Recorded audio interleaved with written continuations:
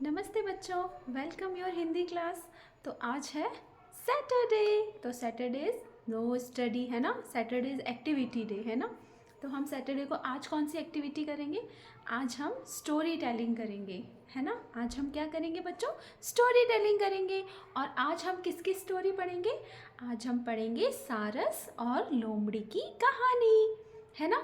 लोमड़ी लोमड़ी क्या होती है? बहुत चतुर होती है, बहुत चालाक होती है, क्लेवर होती है बहुत, है ना।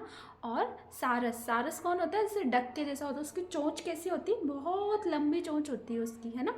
और वो क्या करता है? फिश पकड़ता है ना, फिश को खाता है। और लोमड़ी लोमड़ी बहुत चालाक होती है। तो चलिए अब हम शुरू करते हैं हमारी आज की स्टोरी टेलिंग। तो चलिए। तो एक बार एक जंगल में एक लोमड़ी और सारस रहता था, है ना बच्चों। जंगल में एक बार लोमड़ी और सारस रहता था। लोमड़ी थी बहुत चालाक। क्या थी वो? बहुत क्लेवर थी, बहुत चालाक थी। वो हमेशा दूसरों का मजाक बनाने के लिए हमेशा सोचती रहती थी कि मुझे इसको कैसे परेशान करना है। और सारस सारस था बहुत सीधा, है ना।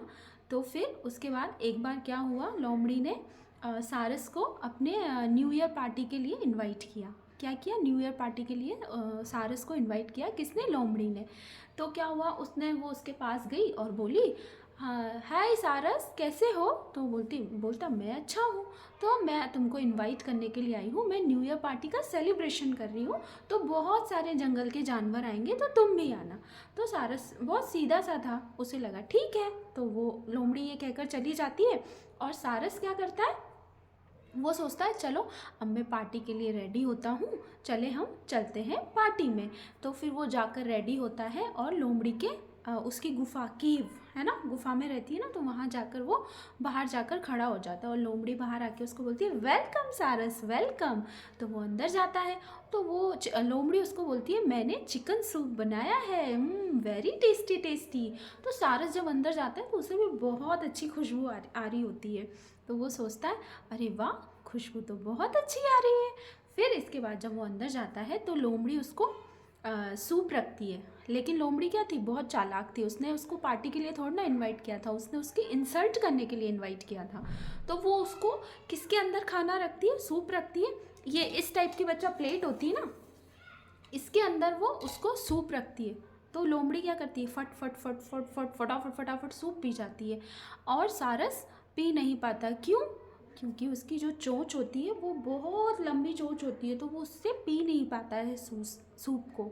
तो सारस को मन ही मन में बहुत बुरा लगता है। उसे ऐसा लगता है चालाक लोमड़ी ने मुझे पागल बनाया और मुझे यहाँ इंसल्ट करने के लिए बुलाया। और लोमड़ी मन ही मन बहुत सोचती है वाह, मैं तो कितनी स्मार्ट हूँ, ओवर स्मार्ट हूँ, मैंने इसका मजाक बनाया। तो बेचारा सारस वहाँ से चुपचाप चला जाता है। फिर बहुत दिन हो जाते हैं तो सारस को लगता है मैं भी अब इससे अपना बदला लूँगा जो इसने मेरी इंसल्ट की है।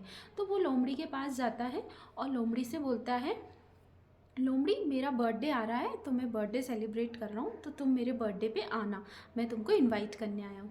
तो लोमड़ी सोचती है ठीक है चलो चलेंगे, मज़े करेंगे। तो वो चली जाती है उसके बर्थडे पे।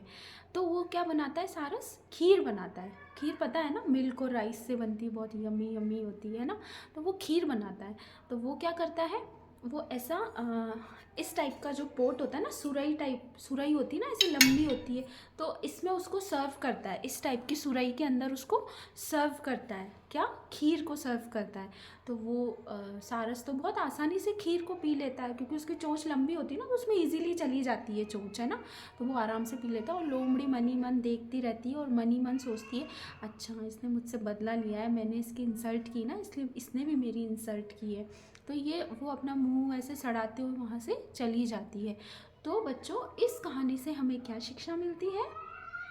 इस कहानी से हमें शिक्षा मिलती है कि हमें कभी भी किसी को छोटा नहीं समझना चाहिए, कभी किसी की इंसल्ट नहीं करनी चाहिए, है ना। और अपने आप को कभी भी चालाक नहीं समझना चाहिए।